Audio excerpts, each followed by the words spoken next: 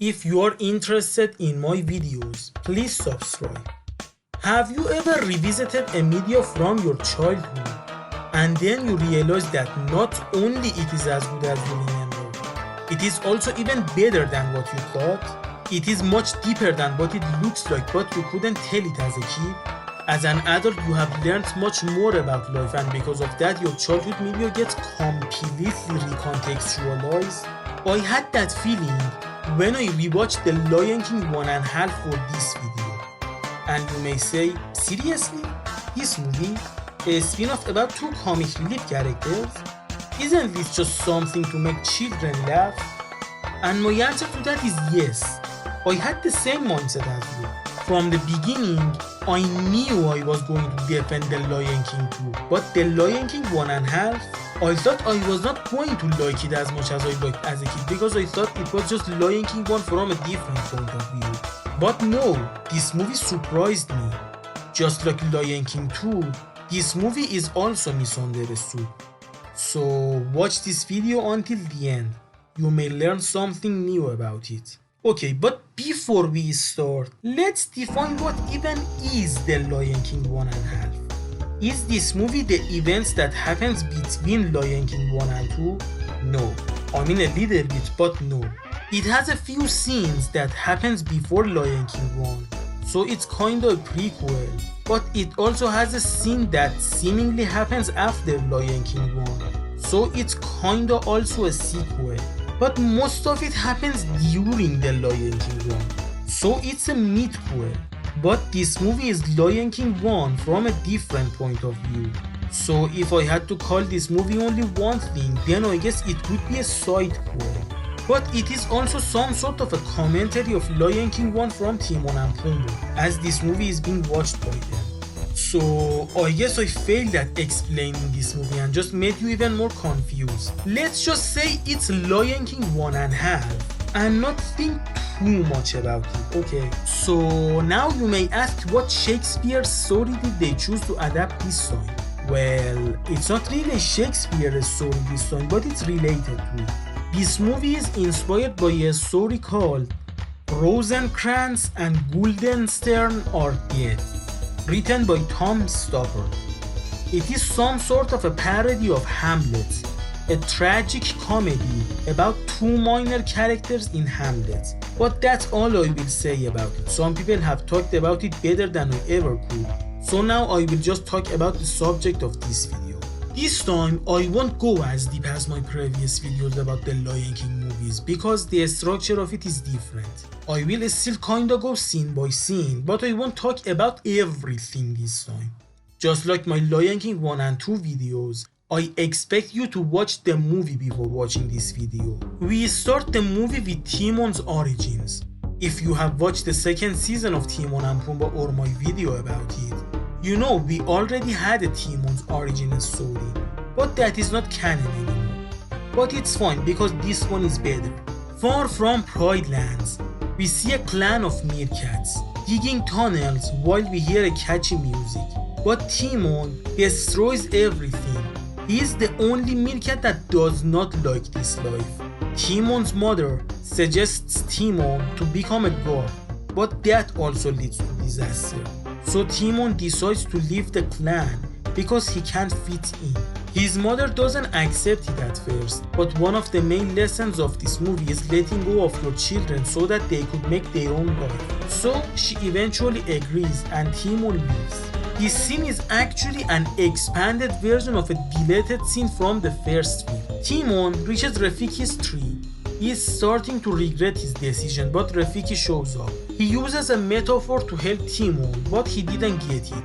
He thinks he needs to go to Pride Rock, so he tries to do it. He meets Pumbaa for the first time. He is scared of him at first, but then he realizes that Pumbaa means no harm, and he can help him. So he asks Pumbaa to take him to Pride Lands. When they reach it, it's during the first scene of the first movie, and they do a small retcon that is really funny. I hate fart jokes, but there are a few that are actually funny, and two of them are from this movie, which are the only fart jokes here. They could have a lot of fart jokes, but they respected the audience and only had two. Timon and Pumbaa are walking through the animals, but Pumbaa can't hold his fort, so it leads to an explosion and some of the animals pass out. But the other animals thought they are bowing, so they bow as well. It kinda ruins the moment, but first time I watched it I laughed so hard that I can't hate it.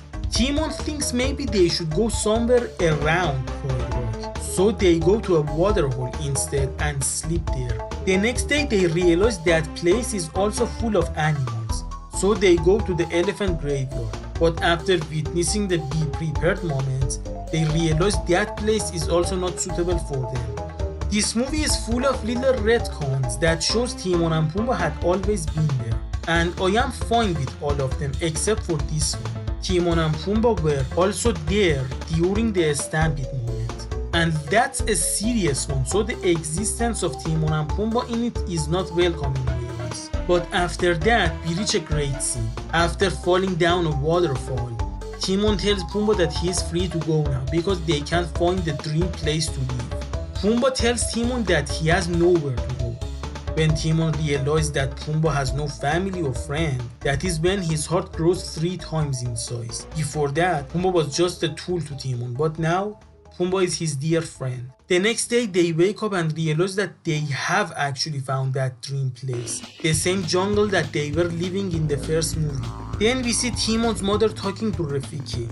She is looking for Timon, and she's amazing because she's the only person who is done with Rafiki's weirdness, as she is the one that hits Rafiki in the head with a stick. And each time Rafiki uses a metal force and acts annoying, she sasses back. I would love to see more interactions between these two. It's satisfying to see someone give Rafiki a taste of his own medicine. After a while, they find Simba. And here is where I need to eat my words. In my review of Lion King 1, I said that Timon is mean, and because of that I am not sure how I feel about him. While in the Timon and Pumbaa show he can be a little annoying sometimes. This movie shows how much Timon is willing to put his life in danger to help his friends. Raising Simba was not an easy task, and Timon suffered a lot for it, but he is fine with it because he knows that parenthood requires sacrifices. You could say Timon and Pumbaa are the real heroes of this franchise, because if it weren't for them, if they didn't take care of Simba when he was vulnerable, this poor kid would have died. This moment that they offer Simba to sleep next to them is really heartwarming. Time passes and Simba becomes a teenager, and we reach another funny part of the movie. Timon and Simba are in a snake eating competition. And it should be disgusting, but I said before that the bugs in these movies look surprisingly delicious. This scene makes me hungry. When Simba wins, Timon and Pumbaa talk about how much Simba has grown. More time passes and Simba becomes an adult. Then we reach the funniest part of the movie. This is the other fourth joke of this movie, and words cannot describe what a comedy gold it is. Watch it yourself. After a while, Nala shows up, and we see the Can You Feel the Love Tonight scene from Timon and Pumbaa's point of view. They are trying to prevent them from falling in love, but they ended up helping them. After that, Rafiki informs them that Simba is approaching Pride Land. Nala goes to help him. Pumbaa wants them to go and help as well, but Timon does not, so Pumbaa goes alone. Now, Timon is alone. After a while, he realizes that he made a mistake, so he goes to help them. They reach Pride Rock. Timon's mother is also there because she was searching for him. Timon and Pumbaa need to distract the hyenas while Simba is dealing with Scar. They did a dance in the first film, but it was not enough, so they need a plan. So Timon's mother will dig a tunnel, and Timon and Pumbaa will make the hyenas walk on it, and then they will destroy the tunnel so that they would fall down. Their plan doesn't completely work, so Timon does a brave move to get rid of the hyenas. This scene is amazing. Not only it shows Timon's bravery, it also makes more sense out of the first movie.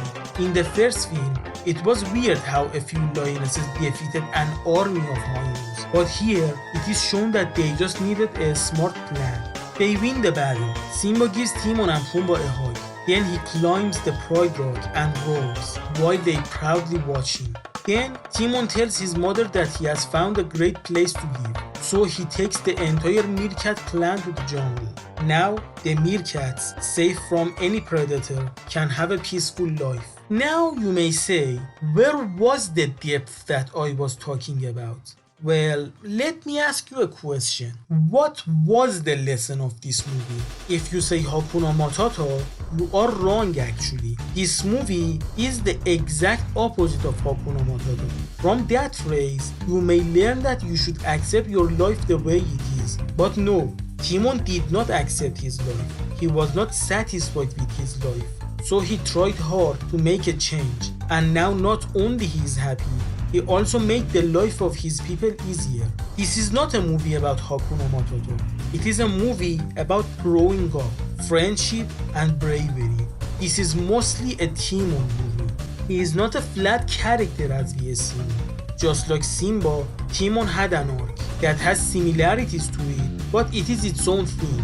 I expected it to be something like the Timon and Pumbaa show, but it was much deeper than that. I thought it was just going to be something entertaining, but like the previous movies, it respected its audience. The main target of this movie are kids, but they knew kids deserve good stories. So I can happily say, with a great story, voice acting, animation and music, just like Lion King 1 and 2, this movie is also a masterpiece. The only thing wrong with this movie is its name, because you could assume this is the movie that connects Lion King 1 and 2 to each other. But no, I think if this movie was called something like the Timon and Pumbaa movie or something, it would be fine, but that's just a nitpick. When the movie itself is good, why should I complain about the name of it? With that being said, it's the end of this video. My next few videos will probably be about the other Lion King games. For example, my next video is about the video game tie-in of this movie. So if you are interested to see my opinion about the Lion King games or the other Lion King projects that I will talk about in the future,